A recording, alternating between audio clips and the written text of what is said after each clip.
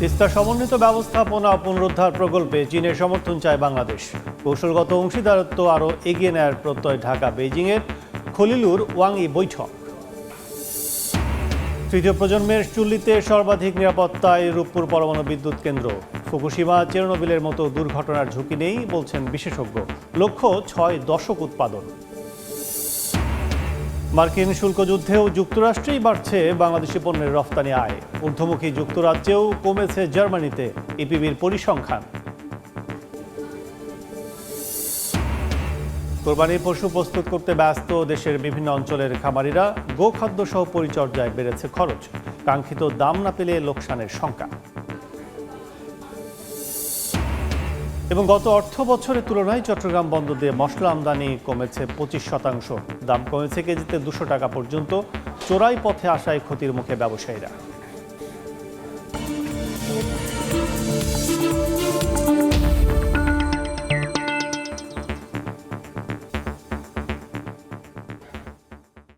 দেখছিলেন শিরোনাম। আমন্ত্রণ জানাচ্ছি দেশ ও দেশের বাইরের অর্থ বাণিজ্যের নানা খবর নিয়ে আমাদের নিয়মিত আয়োজন এ সময় বাণিজ্যে। আপনাদের সঙ্গে আছি আমি কাজল আব্দুল্লাহ। তিস্তা নদী সমন্বিত ব্যবস্থাপনা ও পুনরুদ্ধার প্রকল্পে চীনের সরাসরি সম্পৃক্ততা ও সমর্থন চেয়েছে বাংলাদেশ। এছাড়া নতুন সরকারের উন্নয়ন এজেন্ডা বাস্তবায়নের সহযোগিতা কামনা করেছে ঢাকা। বেইজিংয়ে পররাষ্ট্রমন্ত্রী ডক্টর খলিলুর রহমান ও চীনা পররাষ্ট্রমন্ত্রীর দ্বিপাক্ষিক বৈঠক শেষে এক যৌথ সংবাদ বিজ্ঞপ্তিতে এসব তথ্য জানানো হয়। তিস্তার পানি বন্টন নিয়ে ভারতের সঙ্গে বাংলাদেশের সমস্যা দীর্ঘদিনের। বিষয়টি সমাধানে 2011 সালে ভারতের সঙ্গে বাংলাদেশের চুক্তি চূড়ান্ত হলেও আলোর মুখ দেখেনি সেটি। এবার তিস্তা মহাপরিকল্পনা বাস্তবায়নে গুরুত্ব আরোপ করেছে সরকার। বাংলাদেশ চীন পররাষ্ট্রমন্ত্রী বৈঠকেও বিশেষ গুরুত্ব পেয়েছে Teesta মহাপরিকল্পনা।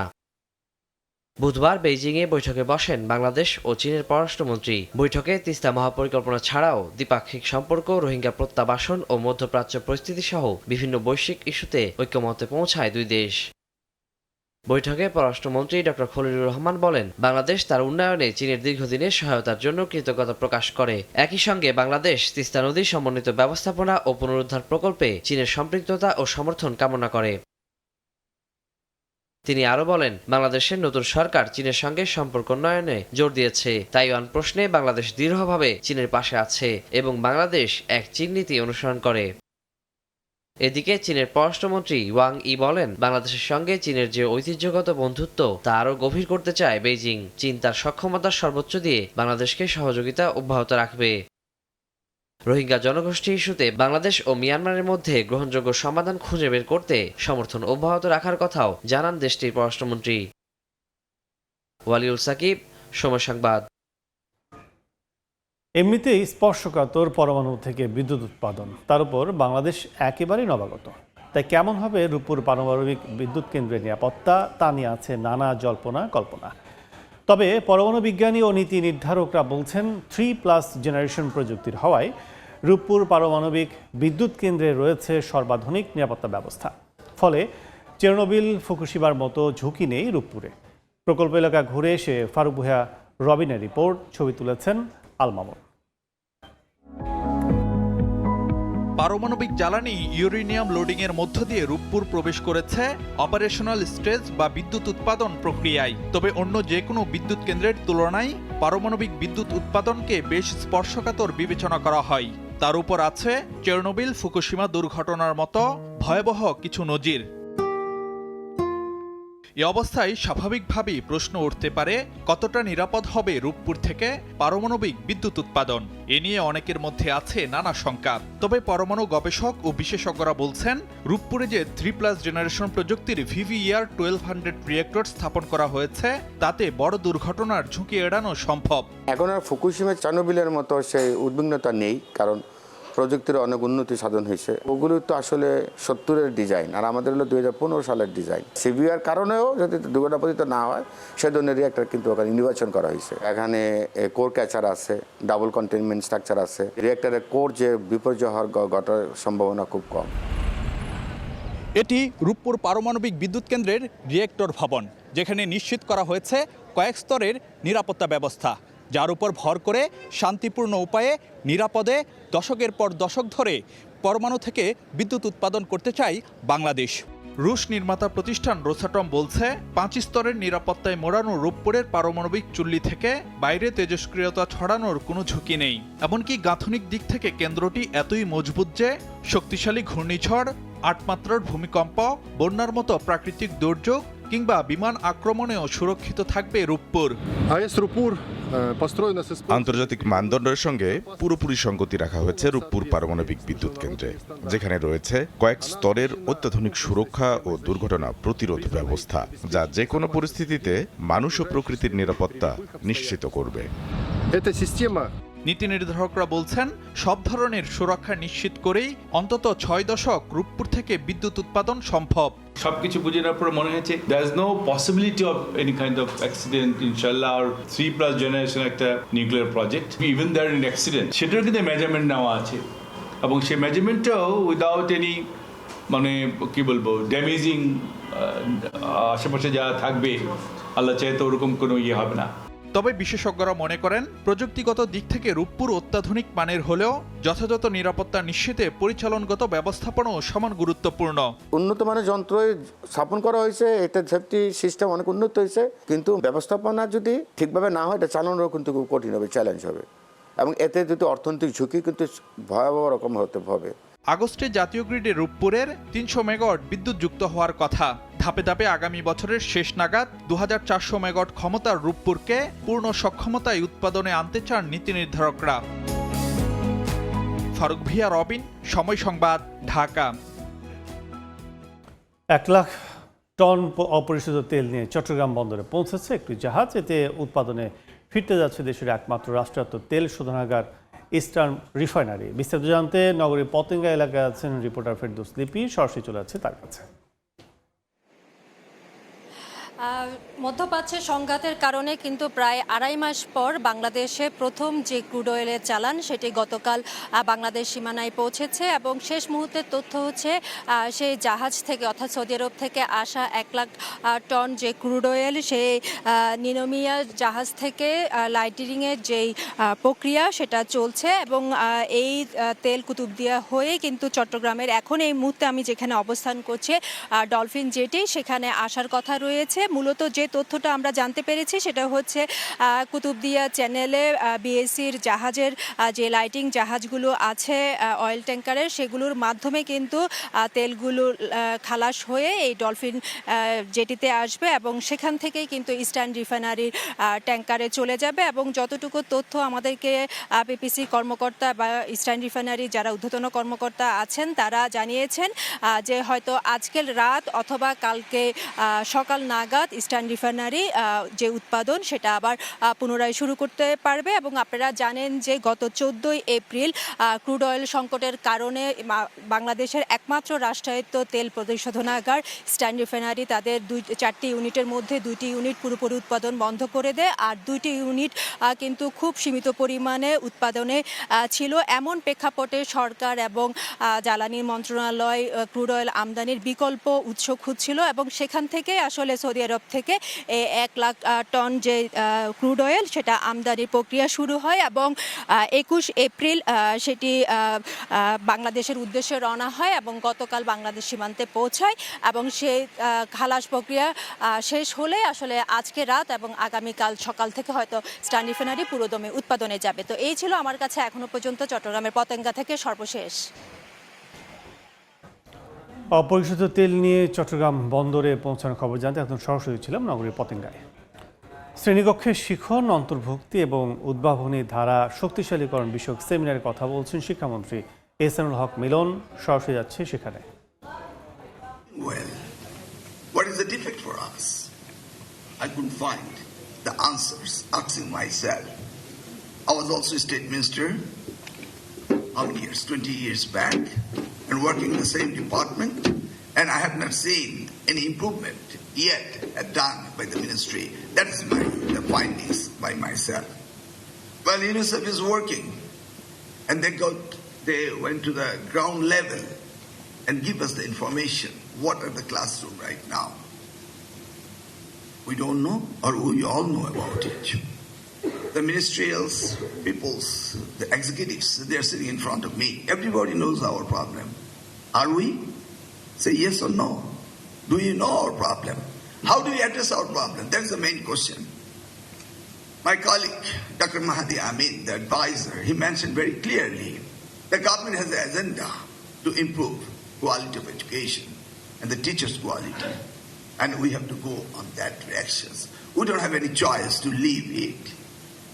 Well, the idea came from our Honorable Prime Minister, Learning with Happiness. It's a very good program, and we're doing it. Government are privileged to invest as much as we could. The PDP program 5, we have how many thousands of dollars programs? Can you explain to me?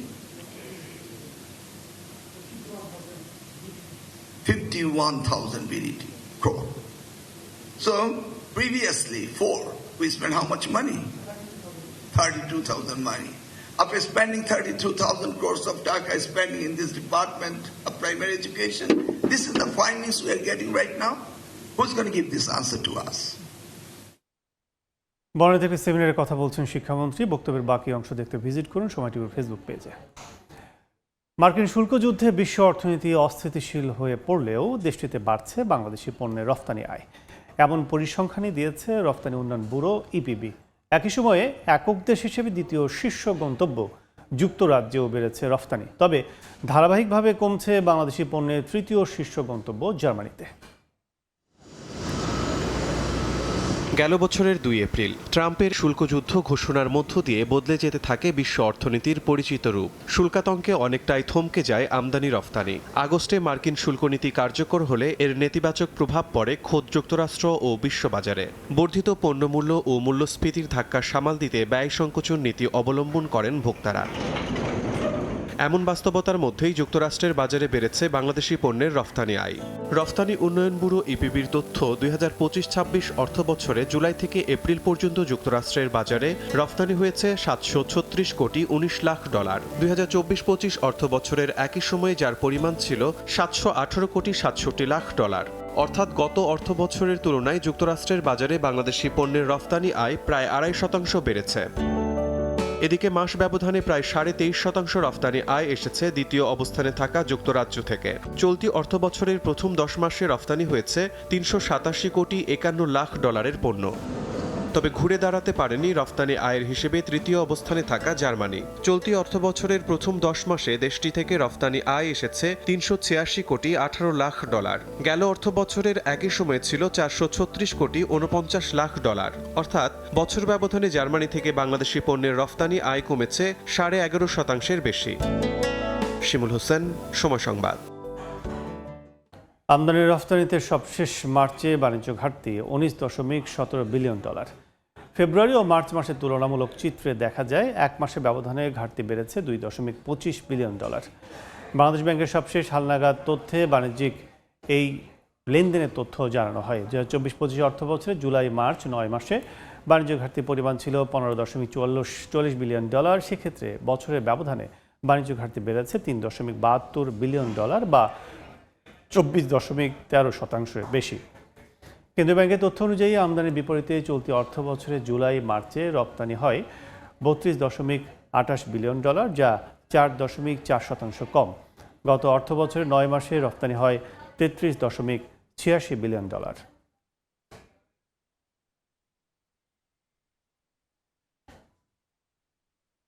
এবার জানাবো ঢাকার পুঁজিবাজারের খবর। সরাসরি হচ্ছে ডিএসসির ওয়েবসাইটে। দর্শক, আমরা যদি একটু দেখতে চাই সেটা হচ্ছে যে সপ্তাহের শেষ কার্যদিবস ডিএসসি কিন্তু ঊর্ধ্বমুখী পর্যায়ে আমরা দেখছি লেনদেন চলছে। সেক্ষেত্রে 22 পয়েন্ট বেড়েছে ডিএসসির প্রধান সূচক ডিএসসি এক্স, অবস্থান করছে 5270 পয়েন্টে। ডিএসসি আর সরিয়া সূচক 6 পয়েন্ট বেড়েছে, অবস্থান করছে 1064 পয়েন্টে। এছাড়া 1 পয়েন্ট বেড়ে ডিএসসির বিশেষায়িত 13 সূচক যেটি রয়েছে ইন্ডেক্স, সেটি কিন্তু অবস্থান করছে 2010 পয়েন্টে। এখন পর্যন্ত শেয়ার লেনদেন হয়েছে প্রায় 79,373টি, যার বাজার মূল্য আমরা দেখছি 310 কোটি টাকা। এছাড়া সর্বোচ্চ 243টি প্রতিষ্ঠানের শেয়ারের দর ঊর্ধ্বমুখী দেখছি আমরা।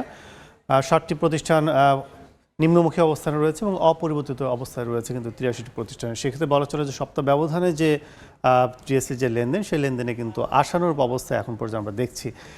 সেক্ষেত্রে টপ 20 যে শীর্ষ যে 20টি প্রতিষ্ঠান রয়েছে তার শুরুতে আমরা দেখছি মন্নু সিরামিক্স খাতের একটি প্রতিষ্ঠান। প্রতিষ্ঠানটি কিন্তু 106 টাকা 90 পয়সা দর প্রতিটি শেয়ার বিক্রি চলছে, যার সর্বোচ্চ 109 টাকা ছিল এবং সর্বনিম্ন দেখছি আমরা 104 টাকা 40 পয়সা। ডোমিনেস প্রতিষ্ঠানটি অবস্থান করছে 73 টাকা 90 পয়সা দর প্রতি শেয়ার বিক্রি করছে, সর্বোচ্চ ছিল 74 টাকা 20 পয়সা। তো সব মিলে বলা চলে যে আজকে যে ডিএসসির কার্যক্রম সপ্তাহের শেষ কার্যদিবসে কিন্তু ভালো একটি পর্যায়ে রয়েছে এবং বিনিয়োগকারীদের কিছুটা হলো আস্থা কিন্তু জায়গা তৈরি হচ্ছে। তো এই ছিল ডিএসসির সবশেষ।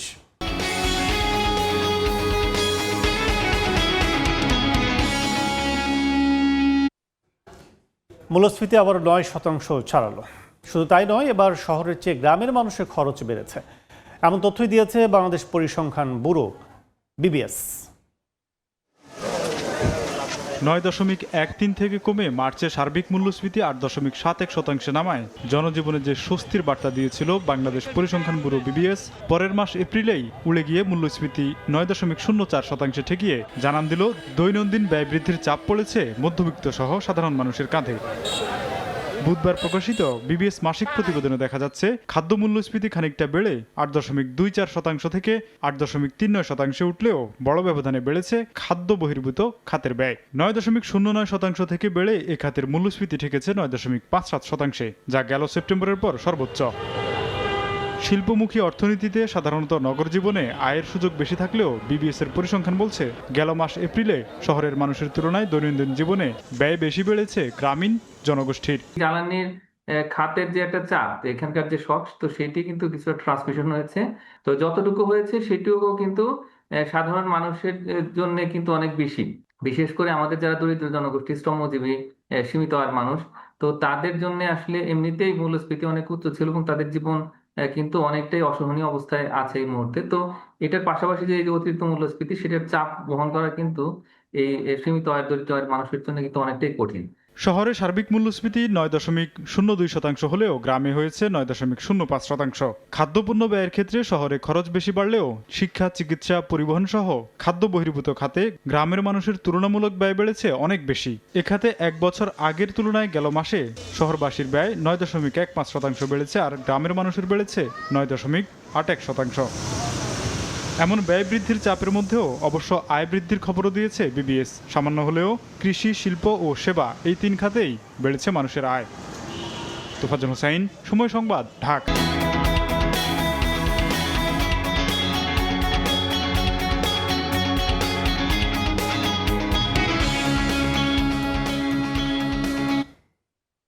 গত 10 বছরের মধ্যে ভারতীয় রুপির বিপরীতে এই প্রথম বাড়ল বাংলাদেশি টাকার বিনিময় মূল্য। এতে দুই দেশের মধ্যে বাণিজ্য ও যাত্রী যাতায়াত বাড়ার সম্ভাবনা ব্যবসায়ীদের। বিস্তারিত জানাতে এই মুহূর্তে বেনাপোল বন্দরে আছেন সহকর্মী আজিজুল হক, সরাসরি যুক্ত হচ্ছে তার সঙ্গে।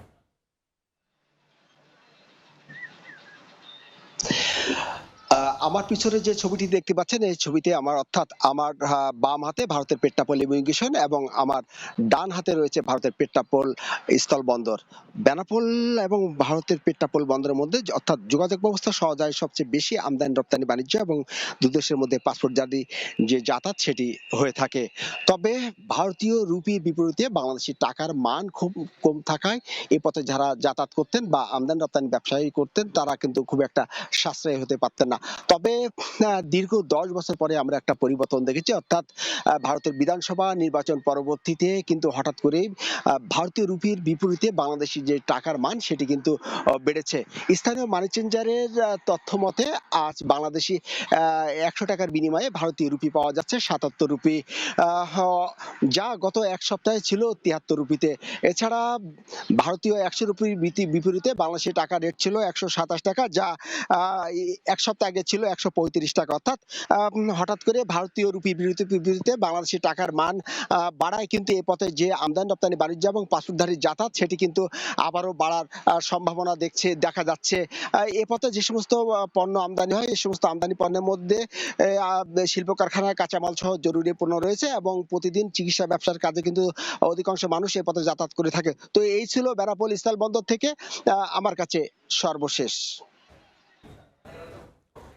আমদানি রপ্তানি বাণিজ্যের চিত্র জানতে এখন সরাসরি ছিলাম বেনাপোল স্থলবন্দরে।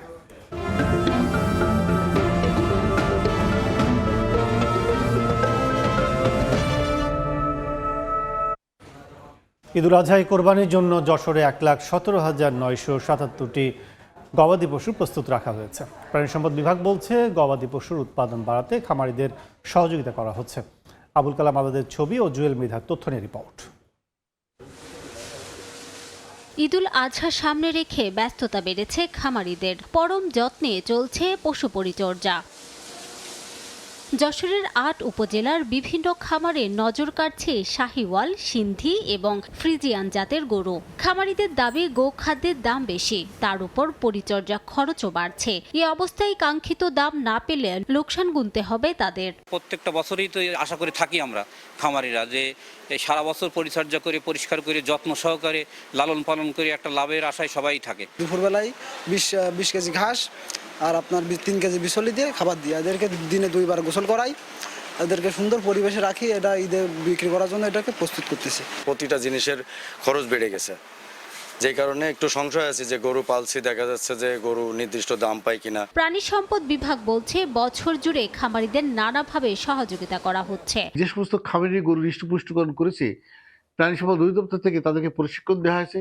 আমরা আশা করছি যে এবার কোনো অংশে গরু সংকট হবে না, বরং যশোর জেলায় এটা উদ্বৃত্তই আছে। প্রাণী সম্পদ বিভাগের তথ্য মতে যশোর জেলায় 13,640 জন খামারি রয়েছে। এবছর 1,17,977টি গবাদি পশু কুরবানির জন্য প্রস্তুত করা হয়েছে, যার মধ্যে গরু 36,259টি, ছাগল 81,276টি ও ভেড়া 442টি। সময় সংবাদ, যশোর। কোরবানির ঈদ সামনে রেখে বৈধ পথে মশলা আমদানি কমার পাশাপাশি দামেও ধস নেমেছে। গত অর্থ বছরের তুলনায় যেমন চট্টগ্রাম বন্দর দিয়ে মশলা আমদানি 25% কমেছে, তেমনি এক সপ্তাহের ব্যবধানে পাইকারি পর্যায়ে সব ধরনের মশলার দাম কেজিতে কমেছে 50 থেকে 200 টাকা পর্যন্ত। শাখার টিপুর ক্যামেরায় বিস্তারিত জানাচ্ছেন কমল দে।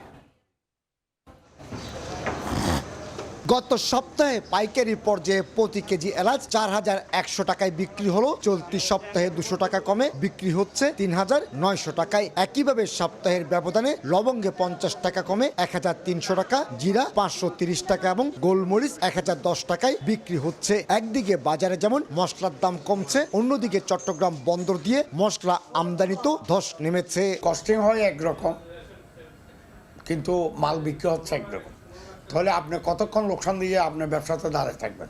জিরা, লবঙ্গ, এলাচ এবং জায়ফলের মতো মশলার আমদানি তুলনামূলক 25% কমলো। বেড়েছে দারুচিনি, গোলমরিচ, জয়িত্রীর আমদানির যে ধারাবাহিকতা রয়েছে তাতে অভ্যন্তরীণ বাজারে কোনো সংকট দেখা দিবে না, কারণ চিটাগং কাস্টম হাউস ছাড়াও অন্যান্য বন্দর দিয়েও যথেষ্ট পরিমাণে আমদানি হচ্ছে।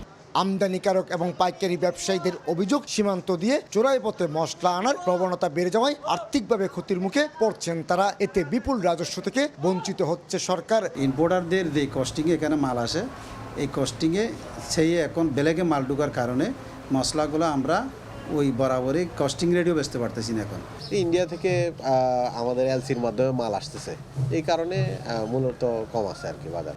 ভারত থেকে স্থলবন্দর দিয়ে সবচেয়ে বেশি জিরা, গোলমরিচ এবং এলাচ আমদানি হয়। এছাড়া লবঙ্গ, দারুচিনি, জায়ফলের মতো মশলা ইন্দোনেশিয়া, চীন, ভিয়েতনাম থেকে আমদানি করা হয়। কোরবানের আরও অন্তত 1 মাস সময় থাকলেও বাজার সয়লাভ হয়ে গেছে বিদেশ থেকে আমদানি করা মশলায়।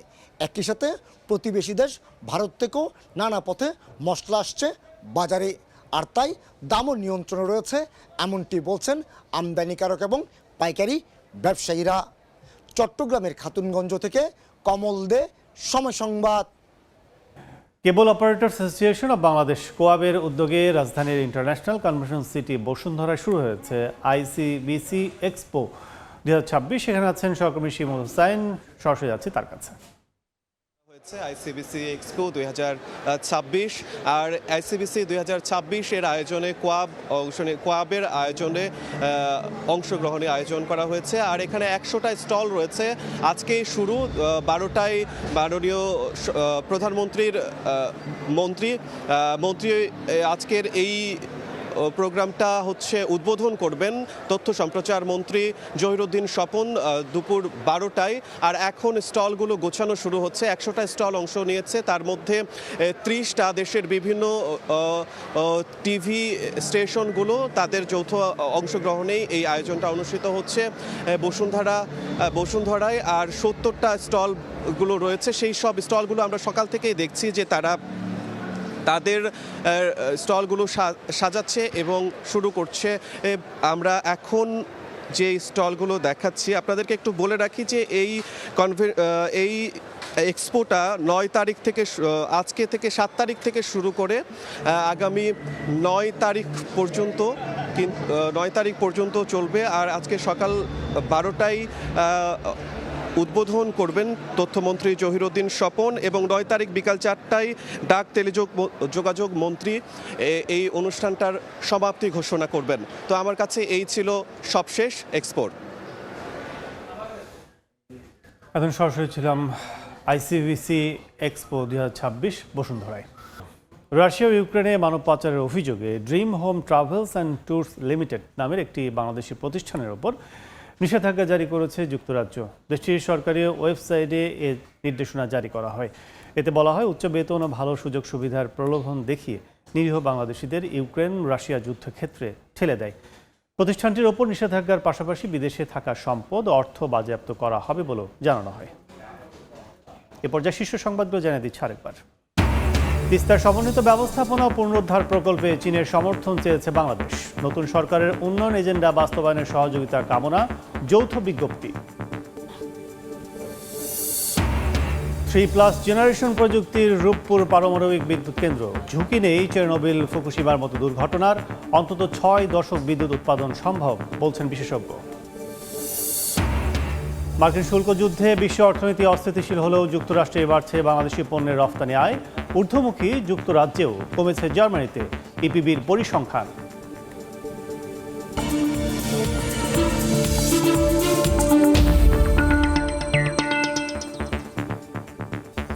এই ছিল এই সময় বাণিজ্যে। এরপর দুপুর 12টার সময় সংবাদের সঙ্গে থাকবেন আলিশা ইসলাম। ধন্যবাদ কাজল। দুপুর 12টার সময় সংবাদ নিয়ে আসছি কিছুক্ষণ পর, সঙ্গে থাকুন সময়।